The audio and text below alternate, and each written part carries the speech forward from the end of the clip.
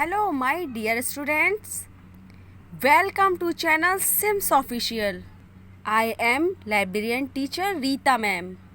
Students, अगर आप इस चैनल पर नए हैं तो इस चैनल को सब्सक्राइब कीजिए, बेल आइकन को दबाइए जिससे सबसे पहले आप तक नोटिफिकेशन पहुंच सकें. स्टूडेंट्स, मैं इस वीडियो में आपको स्टोरी सुनाऊंगी जिसका नाम है रानी कौवी. स्टूडेंट्स, एक रानी कौवी थी. वह कभी खुश नहीं रहती थी.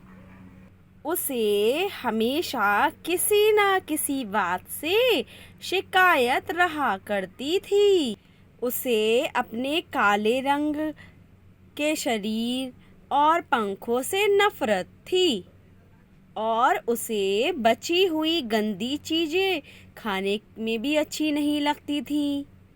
जंगल के सभी पक्षी, तोता, मैना, कठफोड़वा, रंगीन जो भी पक्षी थे, वे उन सभी पक्षियों को देखकर बहुत ज़्यादा उनसे ईर्ष्या करती थी, ईर्ष्या किया करती थी और वह मन मन में ही बड़बड़ाती रहती कि काश मेरा भी शरीर उनकी तरह सुंदर होता.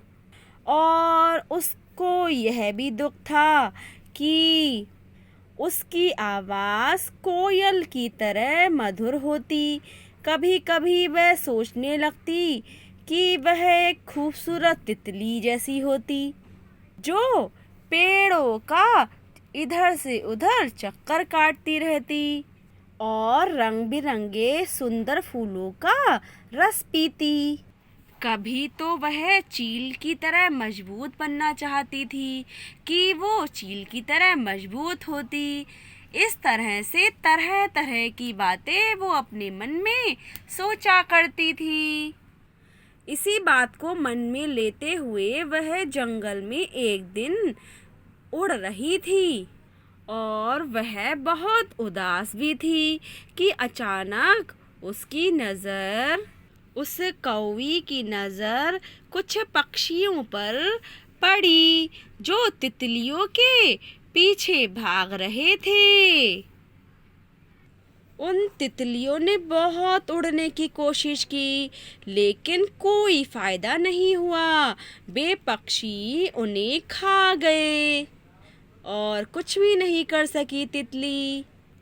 इस सब दृश्य को देखकर कौवी ने अपने मन में सोचा कि शुक्र है कि मैं उन तितलियों की तरह नहीं हूँ. अगर मैं उनकी तरह होती तो ये पक्षी मुझे भी खा जाते. अब वह रानी कौवी कुछ दूर चलती है तो एक जाल मिलता है बड़ा सा जिसमें बहुत सारे पक्षी फंस जाते हैं.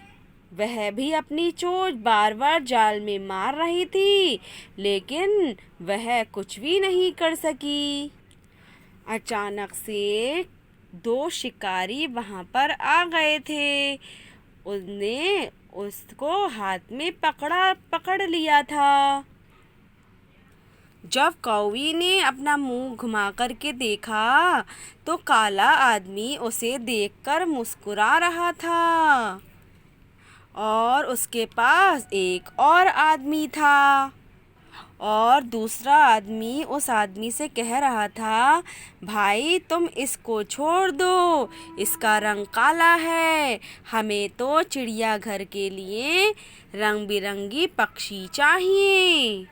अब जो है उस आदमी ने उसको छोड़ दिया और वह सारे पक्षियों को अपने साथ ले गया. अब वह कौवी उड़ने लगी. उड़ने के बाद उसकी नज़र एक कोयल पर पड़ी जो मीठा मीठा गाना गाती थी लेकिन वह तो पिंजरे में बंद थी. तो उसने अपने मन में सोचा, अच्छा हुआ कि मैं कोयल नहीं बनी, नहीं तो मुझे पिंजरे में कैद रहना पड़ता.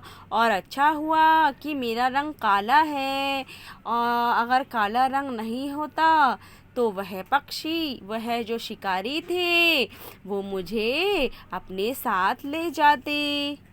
इस तरह से वह अपने मन में सोच रही थी। अब वह रानी कौवी अपने घोंसले में जो उसके दाना पड़ा हुआ था उसने वह खाया और वह सो गई।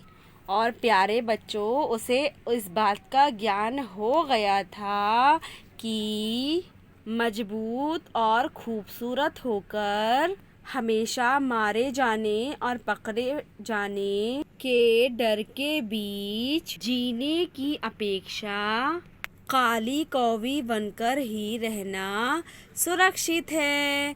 तो प्यारे बच्चों, ये स्टोरी आपको कैसी लगी और इस स्टोरी से आपको क्या शिक्षा मिलती है?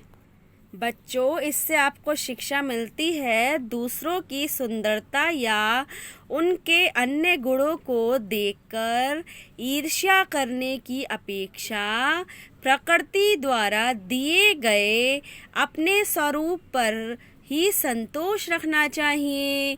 तो प्यारे बच्चों, इस चैनल को आपको लाइक नहीं किया है तो कर दीजिएगा। चैनल को अगर सब्सक्राइब नहीं किया है अभी तक तो कर दीजिएगा। और हाँ, ये स्टोरी आपको कैसी लगी वो आप कमेंट बॉक्स में लिख दीजिएगा।